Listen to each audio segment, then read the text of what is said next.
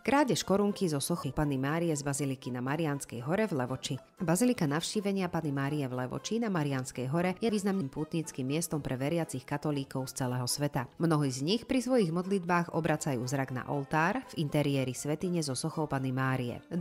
júla 1900 bola táto socha slávnostne korunovaná zlatou korunou, ktorú ako prejav oddanosti darovali pútnici z Košíc. Tento dar vydržal na jej hlave do novembra roku 1934, odkiaľ ho niekto ukradol. V levockej verejnosti tento prípad vzbudil veľké pohoršenie a zároveň očakávanie z výsledkov vyšetrovania. Vyšetrovatelia nevedeli, ako korunka vyzerala, preto požiadali o jej fotku rakúsku firmu Karla Hubera z Grazu, ktorá ju pôvodne vyrobila.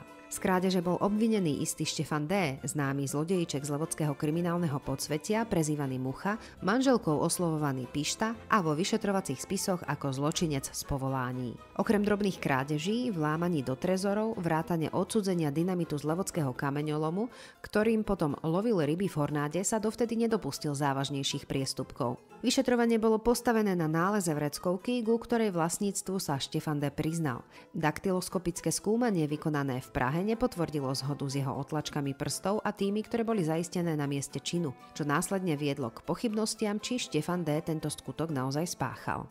Levockí žandári však pristúpili k tvrdším donúcovacím prostriedkom, ktorým sa Mucha chcel vyhnúť tak, že sa pokúsil dostať do nemocnice samopoškodením. Zjedol sklo a lyžičku. Bol vypracovaný jeho psychologický profil, ktorý ho charakterizoval ako inteligentného človeka so sklonom k manipulácii svojho okolia. Podľa vyšetrovacieho spisu sa ku krádeži priznal, ale korunka sa nikdy nenašla. Dnes má socha pôvodnú korunu, ktorú mala dávno pred rokom 1900.